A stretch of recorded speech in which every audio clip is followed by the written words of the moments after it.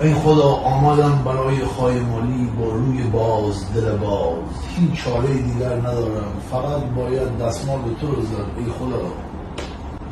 چون حداقل دستمال تو رو بزنیم یه چیزی میدی، بنده های خدا دستمال رو میدن میگن حالا باید خایه اون یکی رو بریسی. فهمیدی چوری شد؟ مال تو حداقل تک به تکه. آره این ور یارکشیه.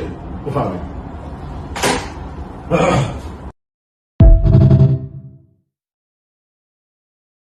بعد 10 سال تو شهرک غرب یه بار کتک خوردم، اونم از بچهای کرج، 3-4 تا ماشین مست بودم با رفیقم علی پرانتز. کسکش یهو چیز کرد، یهو شیشه رو داد پایین. علی پرانتز الان آلمان بعد لهجه تهرانی داره. چیه خارکسته؟ اون گفت با کی خارکسته؟ گفت با تو. من مست بودم، پیاده شدن انقدر ما رو زدن خارکسته کی را یقه ما زد بیرون. حالا علی خودش رفت فرار کرد که من ماشین، من بنز اسلکی داشتم.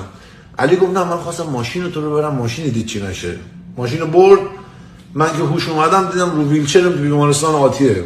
آره اون یه بار کتک خوردیم اونجا. آره کتک یعنی کس درست کردن ما رو، اونا ما رو کس درست کردن. آره من انقدر مست بودم بیارو میگفتم بذار من برم بخوابم بیام بعدم دعوا کنیم. از شانس آوردم مست بودم افتاده بودم و اینا منو سوراخ میکردن. 7-10 تا کشتگیر بودن، کس درست کردم من، اونا منو زدن. آره اینقدر حالات کس شدم. آره